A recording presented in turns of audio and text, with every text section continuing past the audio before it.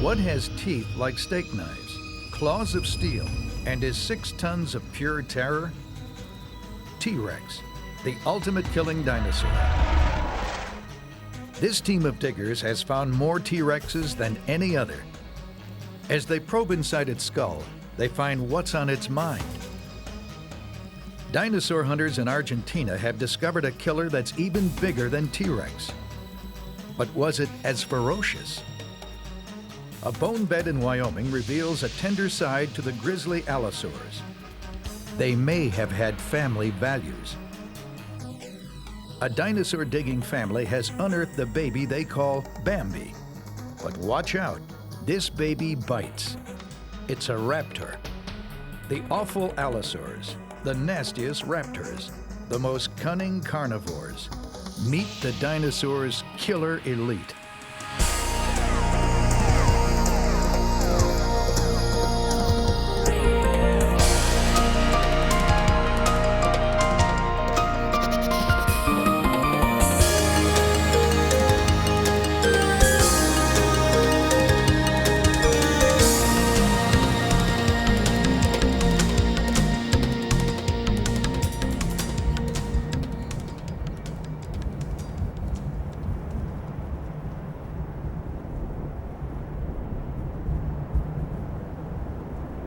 In the desolate badlands of South Dakota, a team of diggers searches for something nearly as precious as diamonds.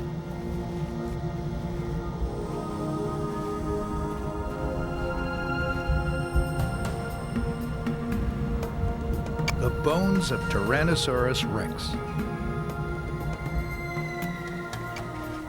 Everyone's heard of T-Rex, but almost nobody has found one. Despite a century of searching, no more than 24 specimens have ever turned up.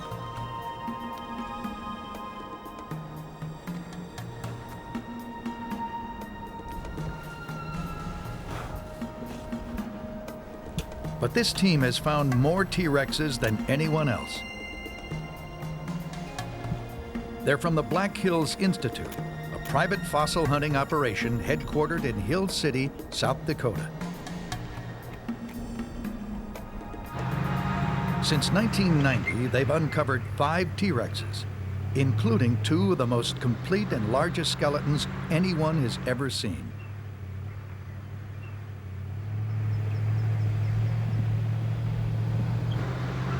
Three years ago, they found the first fragments of a T-Rex they nicknamed Duffy. This year, they're back to recover the rest of this once mighty meat-eater. Tyrannosaurs were armed with slashing claws and jaws bristling with 6-inch serrated teeth. They belonged to a group of meat-eating dinosaurs called theropods, meaning beast foot. Common features were a 2-legged stance and 3 main toes on their hind feet. Some were as small as chickens, but an adult T-Rex weighed in at 6 tons, a bit more than a modern bull elephant. They lived near the end of the dinosaur era, the late Cretaceous, from 80 to 65 million years ago. On T-Rex's trail is a team led by dinosaur hunter and Black Hills president Neil Larson, now a veteran of 5 T-Rex digs. Finding Duffy's bones is proving difficult. After 3 seasons, only 25% of the skeleton has been unearthed. Many of the large leg and backbones are still missing. So is much of the head.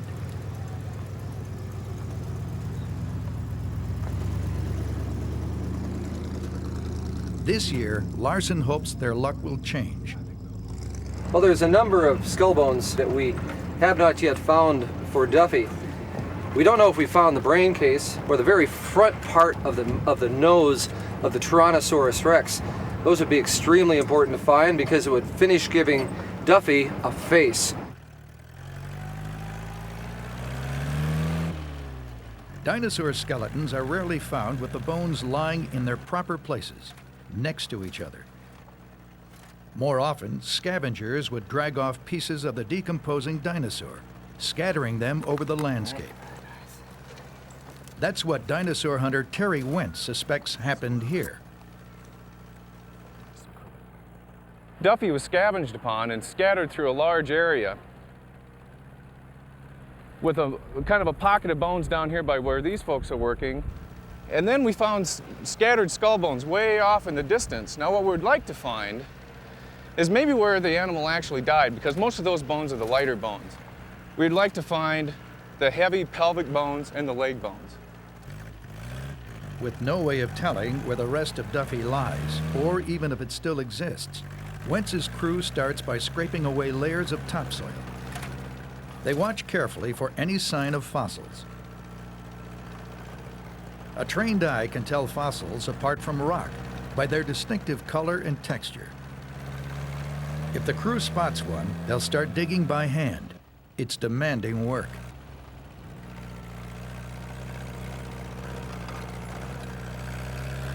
Soon the team uncovers an exciting fossil, but not a dinosaur. They found the remains of a giant sequoia tree. It testifies to how drastically the parched badlands have changed since T-Rex's day, when they were covered by a lush forest. Deep in this forest, 68 million years ago, a tyrannosaur died. Scavengers moved in, ripping away its rotting flesh and scattering its bones.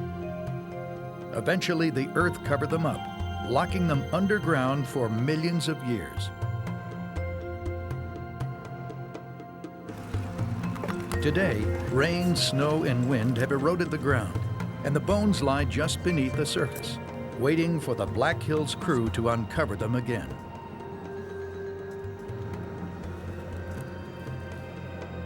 Eventually, the team spots a tooth, and then they discover the very fragment they were hoping to find, the bone from Duffy's front jaw. This is an important bone because this is the part that held the first four teeth of the face of Tyrannosaurus rex. It also held the opening for the nostril of the Tyrannosaurus rex. But another reason it's so important is because this bone holds the first 4 teeth of the T-Rex that would bite into its prey. This is the front of a skull tooth. What's really neat about this tooth is that the tooth broke off in life, and then it kept using it even after it chipped it and even polished the face of it. It probably broke its tooth fighting another Tyrannosaurus rex or biting into the bone of another dinosaur. Digging up Duffy's bones is just the first step. Now they must be taken back to the Black Hills lab, where they'll be cleaned and studied.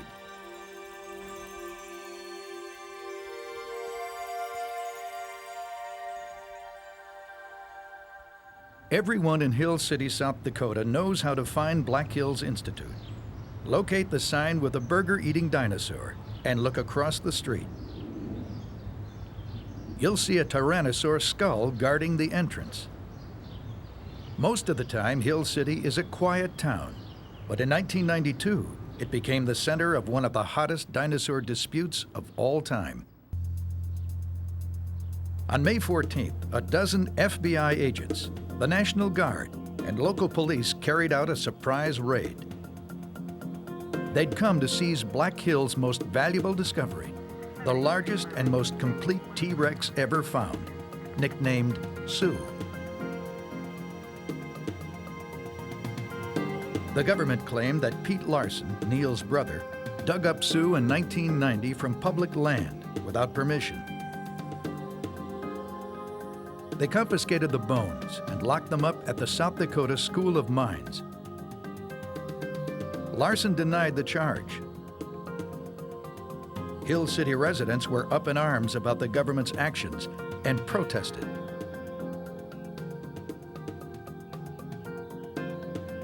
It didn't help. Pete Larson went to trial. He was acquitted on the charges related to Sue, but was handed a brief sentence for failing to fill out customs forms concerning imported money. In 1997, Sue was turned over to Sotheby's for auction. And I begin with a bid of $600,000, Deputy. Black Hills tried to buy her back, but was outbid. They couldn't match the record $7.6 million she was sold for. Fair warning then, $7,600,000. Up here. $7,600,000. Though there's been nothing quite like the battle over Sioux, the hunt for T-Rex has often stirred up controversy and attracted colorful characters. Men like Barnum Brown, who found the very first T-Rex almost a century ago. He would turn up in the dusty badlands sporting an elegant raccoon coat and polished boots. They said he could smell fossils. In 1902, Brown spotted a small bit of bone on a Montana hillside. The rock was so tough he had to blast it with dynamite. But what he revealed was astonishing: the remains of a gigantic carnivorous dinosaur. At the American Museum of Natural History, where Brown worked, they unpacked the stupendous fossils and dubbed the new find Tyrannosaurus rex, the tyrant lizard king.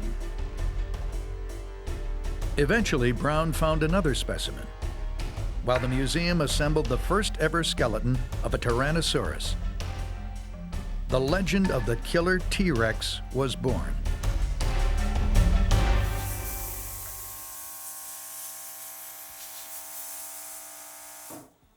Fossils are still shipped in from the field exactly as they were in Brown's day, encased in a protective coat of burlap and plaster. Beneath that coat, the fossils still lie embedded in fragments of rock. Freeing them is where the hard work of the Black Hills lab begins.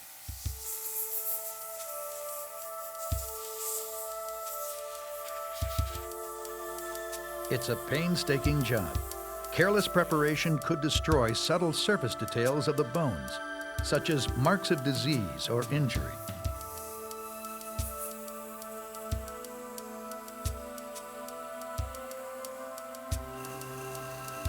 So the Institute has developed a new technique for eliminating the final layer of rock without damaging the bone.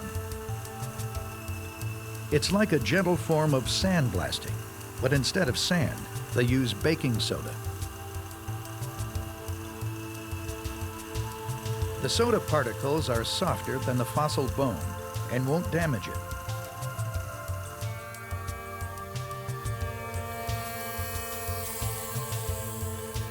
But even with modern techniques, it can take a team of 20 people a year to clean a single large dinosaur.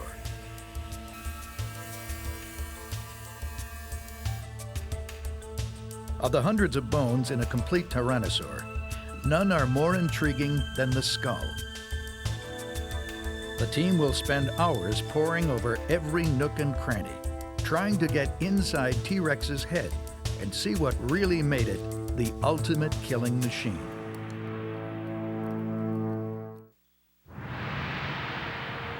It's 68 million years ago, and T-Rex is on the move.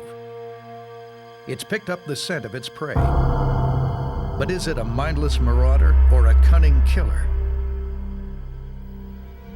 Though we can't put ourselves inside the mind of T-Rex, we can get inside its fossilized skull.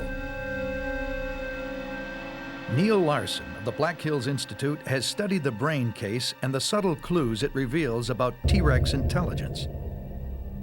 This is the inside of the brain case of a Tyrannosaurus rex.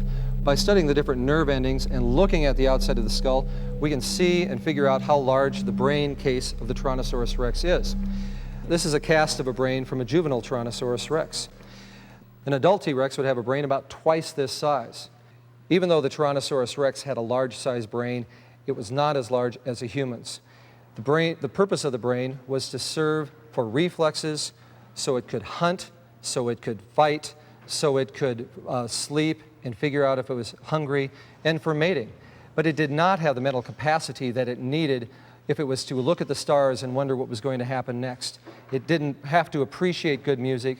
All it had to do was survive in a world of dinosaurs. While T-Rex was no intellectual, its brain was larger than any of today's reptiles. And it was bigger than almost all other dinosaurs, like the plant eaters it tracked down. But just how well that brain could perceive the world around it is a matter of debate. Neil Larson thinks T-Rex had vision that allowed it to home in on its prey. Tyrannosaurus rex had large eyes and binocular vision, eyes that face forward. Unlike plant eaters whose eyes were off to the side, Tyrannosaurus rex eyes looked straight ahead at what it was after, just like that of eagles and like that of the world's greatest predators, humans. It could follow its prey, and it also had depth perception, so it knew exactly what distance the prey was. Other scientists aren't so sure T-Rex could see in 3D. While its eyes did face forward, its deep snout may have limited the overlap in vision needed for 3D. But one thing no one argues about is the effectiveness of its teeth, 60 of them in an average skull, and longer and stronger than those of any other dinosaur. Well, we've always heard that the teeth of Tyrannosaurus rex were knife-like or dagger-like and strongly serrated. Well, yes, they are serrated, and the serrations are used for cutting through the meat. They're round in cross-section, they're round in shape, so that as the tooth goes through the meat and meets the bone, it can punch right into the bone, thereby crushing it instead of, if it was flat, breaking off. With its large brain and bone-crushing teeth, T-Rex was long thought to be the most fearsome killer that ever lived. But a new discovery may topple T-Rex from his throne. In 1993, in the badlands of Argentina called Patagonia, a chance discovery turned up the remains of a predatory dinosaur that may be even bigger than T-Rex. It was found by car mechanic and fossil hunter Ruben Carolini. He lives near the little frontier town of Plaza Juncal, 700 miles southwest of Buenos Aires.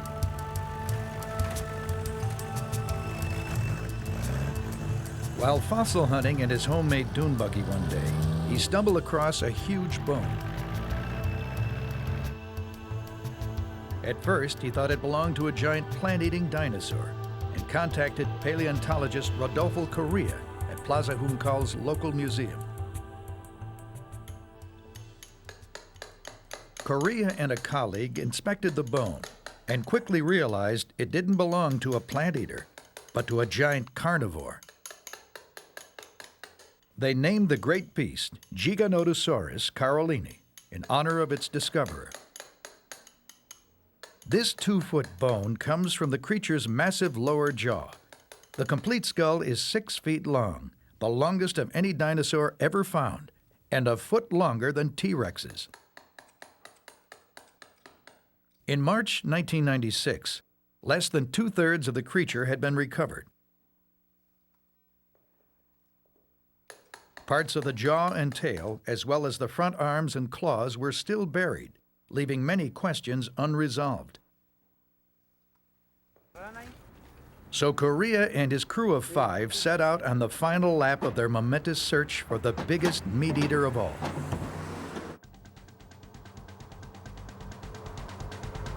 Yeah.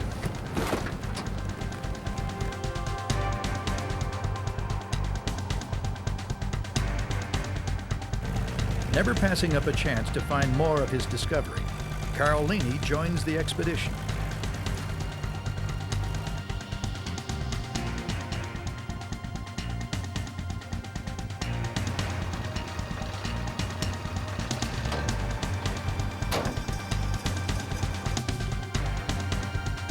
Once they arrive at the site and set up their tents, the digging can start.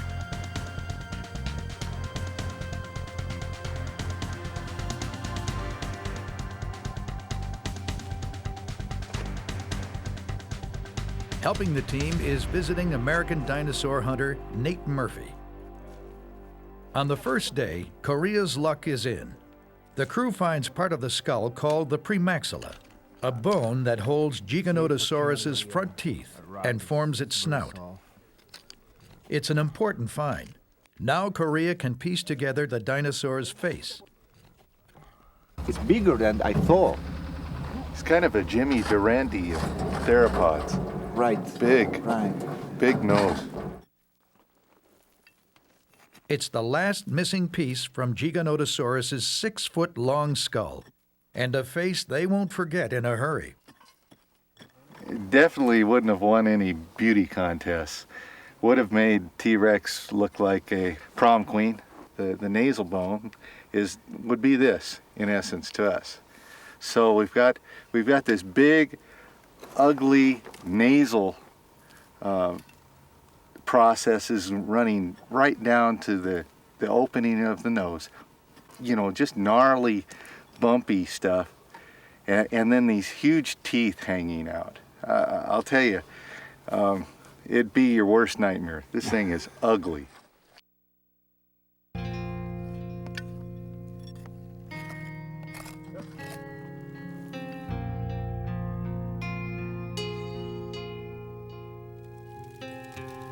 After today, Korea unearthed what remained of Giganotosaurus, giving him important new insights into this previously unknown killer. Giganotosaurus was at least 3 tons heavier and 3 feet longer than the biggest tyrannosaur. Though at a glance it looks like T-Rex, there are enough differences to suggest they weren't closely related. Giganotosaurus had a smaller, narrower brain. Its razor-sharp teeth were adapted for slashing flesh, not crushing bone. With its thicker bones and massive tail, it may have been a more powerful fighter. But the two would never have battled face to face. Though both come from the Cretaceous period, 144 to 65 million years ago, Giganotosaurus lived in the early part, 30 million years before T-Rex's time.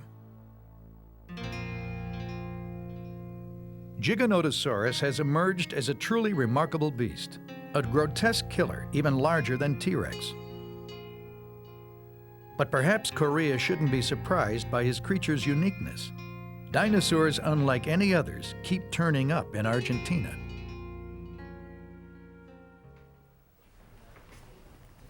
The Argentine Museum of Natural History in Buenos Aires is a treasure house of strange and unique species from ancient Patagonia. For the past 30 years, it has been the home base of Argentina's most celebrated paleontologist, Jose Bonaparte. In 1985, he excavated the remains of a large meat-eating dinosaur. At about 25 feet in length, it was half the size of Giganotosaurus and not as old. It lived in the Middle Cretaceous period, about 100 million years ago. But as Bonaparte quickly realized, it was more bizarre than other carnivorous dinosaurs. El dinosaurio más raro, más extraño que hemos encontrado. This is the strangest dinosaur we have. Que fue encontrado hace 10 años. It was found 10 years ago in northern Patagonia. Y que tiene. The oddity about this dinosaur are these 2 front horns, along with these very carnivorous teeth. A la presencia de dientes muy carnívoros. This dinosaur also had a shorter snout than other meat-eating dinosaurs. It reminded Bonaparte of a bull, so he named the creature Carnotaurus, or carnivorous bull lizard. No other meat-eater has horns like Carnotaurus. Bonaparte thinks they weren't hunting weapons, but evolved for sexual display, like the antlers of stags. Perhaps male Carnotaurs locked horns when they competed for females. Carnotaurus represents a bizarre offshoot of the meat-eater's family tree. But in Argentina, it's not just exotic branches that are found. The possible roots of the family tree have been discovered here, ancestors that would eventually give rise to the most famous killer of all time, T-Rex. Dinosaur hunters have long hoped to find traces of the earliest dinosaur. a creature that would be the common ancestor of all the later dinosaur groups, including the giant meat-eating theropods like T-Rex. To hunt for dinosaur origins, they come to Ishigualasto, the Valley of the Moon.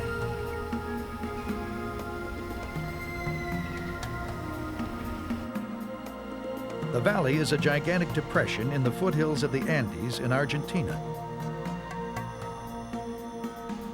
Here, the ancient land surfaces are stacked one on top of another, like pages in a book. Fierce winds batter the parched cliffsides and mesa tops, slowly eating away the old land surfaces, exposing each page of the book and the fossils buried millions of years ago. These rocks date from the Triassic period, from 245 to 210 million years ago. This was the age when the first dinosaurs appeared. In the Valley of the Moon, Argentine scientists uncovered fossils of one such early dinosaur, which they named Herrerasaurus. The creature was around 10 feet long and must have weighed about 500 pounds. Though primitive, it possessed many features seen in the major theropod dinosaurs that followed. Paleontologist Bill Sill of San Juan University has been studying Herrerasaurus for 25 years. Herrerasaurus, a primitive carnivorous dinosaur. You have the high, narrow skull, big eyes, and notice that all of the strength of the muscles of the jaw were straight over the teeth, which meant that all of the muscle power went directly to the teeth. And on top of that, he had a free forelimb. He was bipedal, so his forelimbs were used for grasping, raking, tearing apart the prey. Look at the size of those claws. Before the time of Herrerasaurus, most large land animals were low-slung creatures that resembled crocodiles. Herrerasaurus looked entirely different. Changes in the structure of its ankles and hips allowed it to walk upright, a bipedal body plan that was to reappear in all later meat-eating dinosaurs. The femur, that's the leg bone. Now look at that, the knee joint and the hip joint allowed him to stand completely vertical, which means he was not only bipedal, but all of his legs were rotated under the body. That means speed and agility. So this fellow would have been like a two-legged tiger going across the plains hunting prey. With Herrerasaurus, the earliest forms of the killer dinosaurs' deadly weapons had appeared. Over millions of years, its descendants evolved their own unique killing strategies.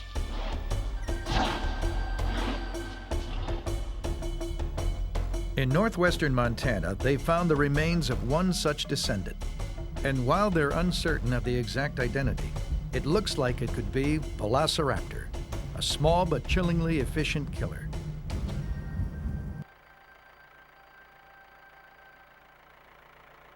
The discovery's been made by an unusual dinosaur hunting team, a family named the Linsters. Each summer, the Linsters pack up their camper and drive out to a ranch for a unique kind of vacation.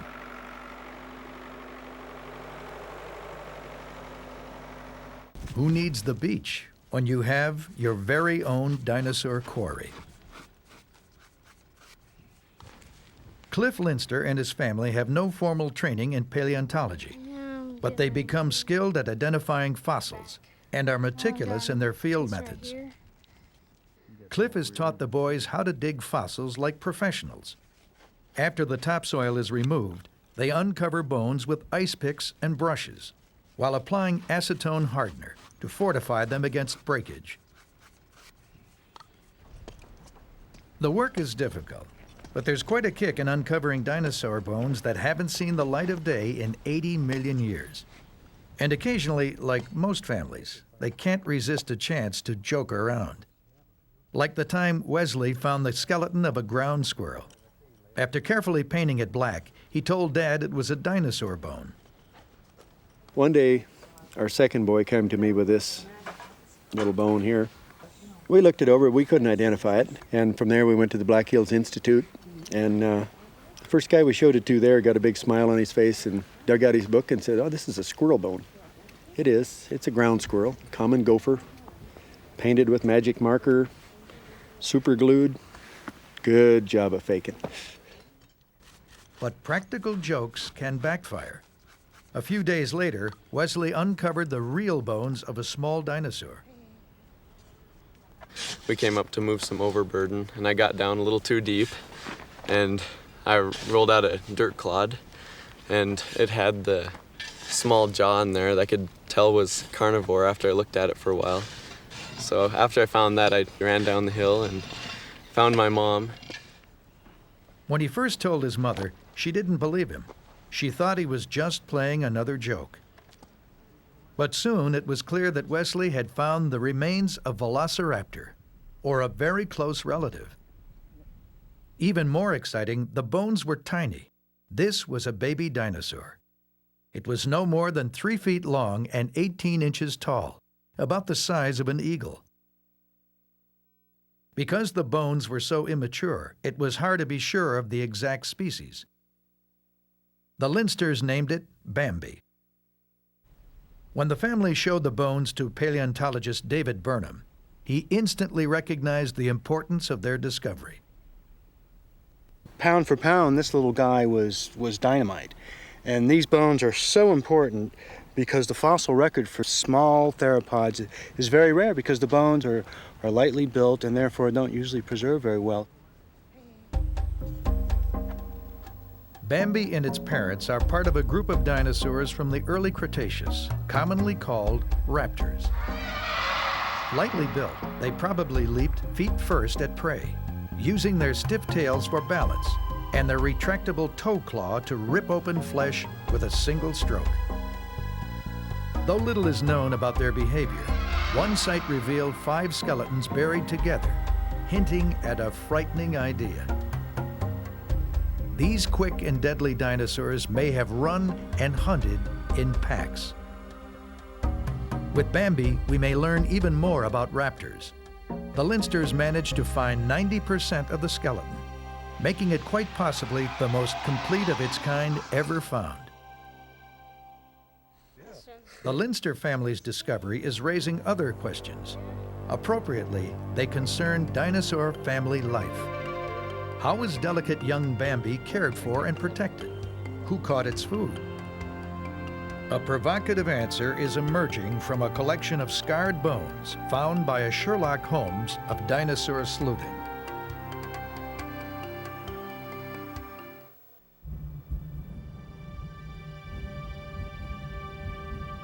This is Como Bluff in Wyoming, a fossil gold mine ever since railroad workers found the first bones here in 1877. Today, it's the favorite hunting ground of Bob Bacher and his wife Constance. Bob is the wild man of dinosaur experts, an original thinker whose provocative theories continue to shake up the field. Now he's reconstructing the family life of carnivorous dinosaurs. The work began when Bob opened a new site just below the ridge at Como Bluff. It turned out to contain a curious mixture of bones from different kinds of large dinosaurs. This is Nail Quarry, named for an antique nail found on the surface. Most of the time I have to say some amateur student found an important site, but this is one of the few places I can say, I found this. When we started digging in, there were fun things. There were giant carnivorous dinosaurs, meat eaters, some as big as T-Rex, but 60 million years earlier. Well, that's kind of interesting. For most of that time, in the Jurassic period, the landscape here was a floodplain without any major rivers or streams. Not the kind of environment where dinosaurs would gather, or where their bones would usually survive. Something else must have brought them to Como Bluff. But what? As Bacher dug into the quarry, the mystery deepened. He found the bones of more and more different kinds of dinosaurs, both plant eaters and meat eaters. There are 4 species of giant carnivorous dinosaurs here. That's interesting. There's a rich fauna of meat eaters. But they were victims. As we dug the bones of these giant carnivores, we found they'd been chewed. These weren't eaters, they were eatees. And they were chewed, they were gnawed. Tooth marks were clearly visible on the bones, so it looked like nail quarry had been a feeding site. Dinosaur victims had been killed elsewhere, dragged back, and eaten here. Another weird thing about this quarry is there are no small animals at all. The smallest animal is a baby Diplodocus at 5 tons, 10,000 pounds. That's the smallest animal. Well, whoever dragged the carcasses here didn't want small bodies. They didn't want little prey. They wanted big hunks of meat and bone and gristle. They wanted the haunch of a brontosaur, the shoulders of a stegosaur, the tail of a megalosaur, big pieces. So who was doing the killing, dragging, and eating? Besides the chewing marks, there were other clues scattered among the bones. Meat-eating dinosaurs leave calling cards when they chew. They had teeth like crocodiles or sharks. They'd break off a tooth, a new tooth would grow in. They'd break off their teeth where they were chewing their prey, their carcasses. This is a carnivore tooth. It's got wear at the tip where the enamel was ground off. It was chewing bones. Scattered among the assortment of bones at Nail Quarry, Bakker found teeth that belonged to just one type of dinosaur. And there's only one species of predator, just one particular species of allosaur, no one else. So that was an allosaur lair. Weighing almost 2 tons and stretching over 30 feet, allosaurs were among the Jurassic's most formidable hunters. If Bob is right, they killed their victims first, then dragged them back to Nail Quarry. But why? Among the teeth Bakker found were tiny ones like this, from the smallest allosaur ever found.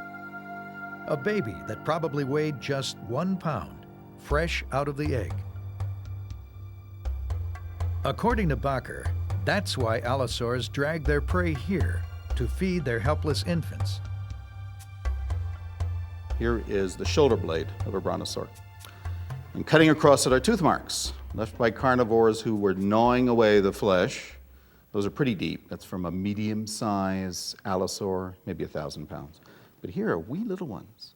Those are so small, they only match those tiny baby hatchling allosaurs. So the scene is there's mother and half-grown allosaurs chewing, and over at this corner, the little baby.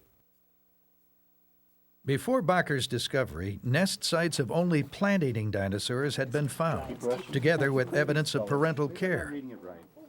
But many paleontologists assumed that carnivorous dinosaurs were solitary killers who didn't look after their young. Now, bones from Nail Quarry are changing that view. Even the fiercest dinosaurs, it seems, became caring parents when they got back home. If you're a baby lion, you're not fed rabbits. You're not fed chipmunks. You're fed hunks of zebra. You're a baby lion. Mother brings you a piece of zebra, big piece. But if you were a baby allosaur right here in this part of Wyoming, you wouldn't be fed a little chipmunk-sized dinosaur, and you didn't have to hunt for yourself. You just had to wait for mom, maybe your aunt, maybe dad, to drag in the latest 2-ton hunk of meat, and then you could sit right here and gnaw to your little baby allosaur's heart's content. In his reconstruction of the allosaur feeding site, Bakker's passion for understanding how dinosaurs behaved is evident. All paleontologists ultimately strive in their own way for a similar goal: to reconstruct the lost world of dinosaur behavior. With 5 T-Rexes under their belt, the team at Black Hills Institute are in a unique position to test ideas about how carnivorous dinosaurs lived and died. This is Stan, a T-Rex discovered in South Dakota in 1992, the second most complete skeleton ever found. Stan is a world traveler, newly returned from a tour of Japan. While he's on the road, Stan looks more like a giant erector set than a dinosaur.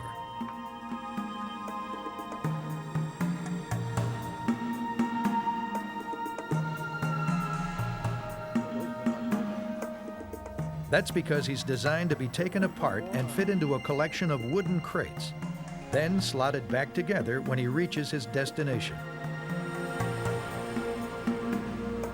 Each bone is the original fossil. Black Hills has used all of its knowledge of T-Rexes to restore and mount Stan. Anatomically, he's probably the most up-to-date version of a T-Rex in the world today.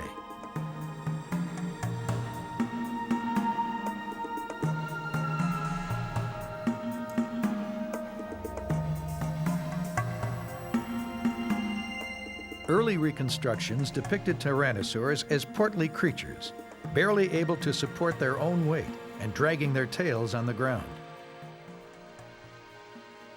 But assembling recent specimens like Stan has revealed how wrong those early views were. The mistakes go back to the days of Barnum Brown, who found the first T-Rexes in Montana almost a century ago. When he brought them back to the American Museum in New York, no one knew for sure how the bones should be mounted. The director, Henry Fairfield Osborne, did the best he could with the little information then available. After considering several alternatives, he finally posed the first tyrannosaur upright, with its tail and feet planted on the ground.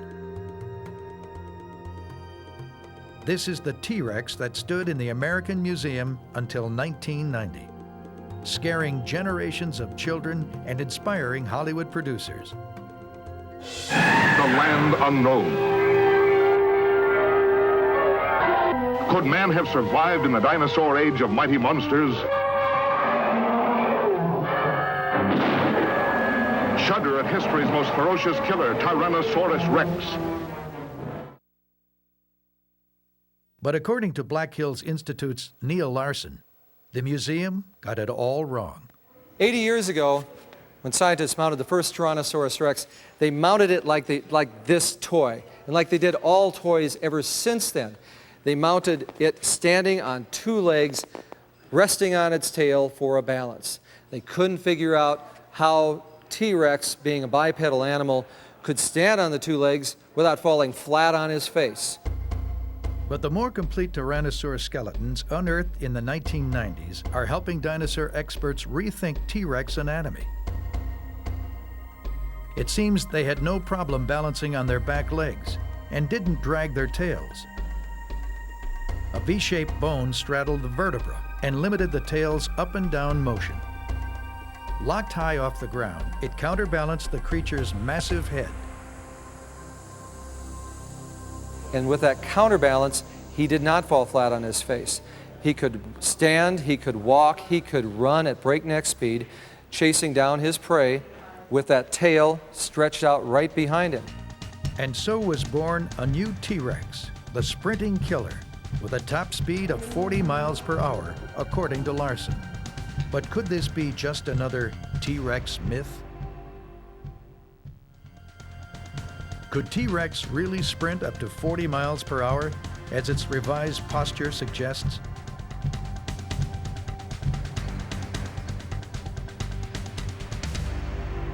To find out, you might come to Montana and look up Matt Smith, a renowned dinosaur sculptor. Smith became curious about T-Rex's mobility when the Museum of the Rockies in Bozeman asked him to design and build a new T-Rex. In 1990, the museum had unearthed the most complete skeleton known at that time and wanted to show visitors what it would have looked like in the flesh. In sculpting this rendition of the T-Rex, I was very fortunate. We were able to lay out all the bones, take a look at the relationship between the ribs, the vertebrae, everything. To ensure his model was accurate, Smith had to measure each part of the creature, every bone, tooth, and claw. Then he had to decide how much flesh to put on the bones. It wasn't just guesswork. Although the Tyrannosaur's muscles are long gone, each has left its mark on the bones. The larger the muscle, the bigger the scar. You need to look at the bones.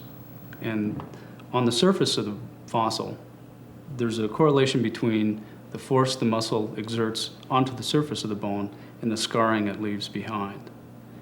By looking at that, you can help identify the placement of the muscle, the size, and it'll help give you a more accurate rendition of the animal. With the model fleshed out and complete, Smith sent out copies for other dinosaur researchers to study. One reached paleontologist Jim Farlow of Indiana-Purdue University, who wanted to use the model to investigate T-Rex's top running speed. According to Farlow, the creature's speed would be limited by its weight, so he used the model in a water displacement experiment to estimate how much the T-Rex weighed when it was alive. His calculations showed that it would have weighed 6 to 8 tons. If a T-Rex that heavy ran faster than around 20 miles per hour, Farlow believes the consequences would be fatal. You've got an animal, a really big, heavy animal, the size of a small truck, going at this kind of speed in these certain scenarios. It can't stop itself. What if T-Rex stumbled or tripped while sprinting at high speed? The head alone coming down from 15 feet in the air, that would be like taking a really big watermelon and dropping it from a second or third story window. I mean, the impact, the deceleration would sort of make it blow up like a water balloon. Next, its body would be crushed under its own weight as it crashed to the ground. Internal bleeding, broken bones, punctured lungs. You know, I just don't think it likely that the animal would have engaged in that kind of activity, even if the leg bones had been capable of supporting it. The risk strikes me as just too great.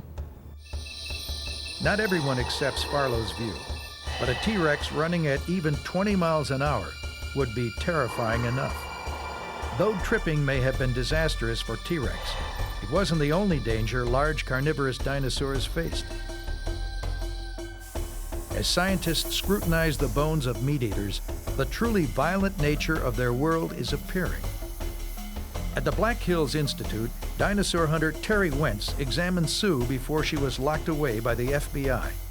He recalls injuries he found in her bones. Well, Tyrannosaurus rex had a very violent, hard life. I mean, they fought a lot, and we can tell that because of the things we found with, like Sue, for instance, the Tyrannosaurus rex from Faith area. When I was working on the rib, one of the ribs had a big mass of extra bone growth on it. Real weird looking. It didn't look like a rib at all. It had just a big mass of bone on it, extra bone, from an injury. Way down inside of that injury was a piece of Tyrannosaurus rex tooth. That rib had been bitten into by another T-Rex. And she also had another very interesting injury that astounds scientists when they see it. That is, she had a broken leg. And Sue survived that injury. It actually healed. With a broken leg, Sue could not have hunted for food. Perhaps a mate fed her while she convalesced.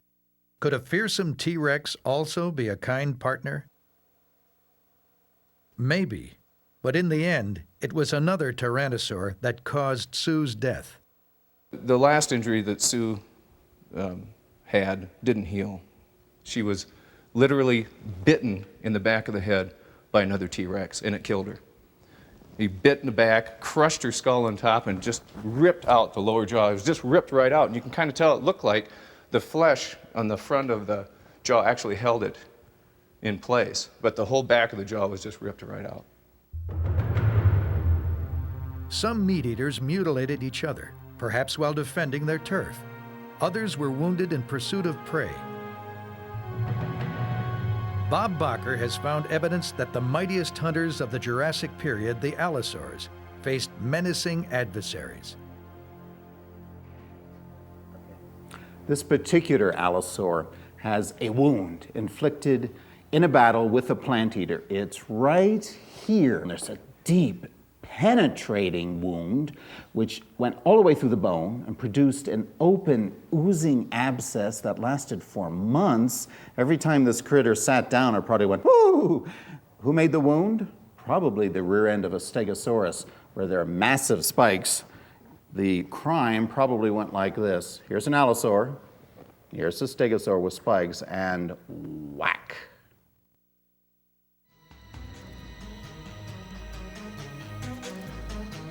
As the slow work of freeing their secrets from the rock continues, the true lives of the meat-eating dinosaurs are coming to light.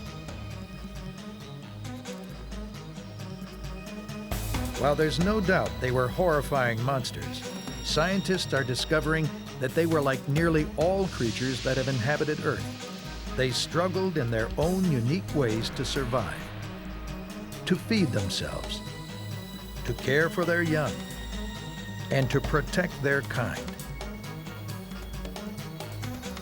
As more new discoveries are made and more bones interpreted, the killer dinosaurs are becoming more fascinating than ever.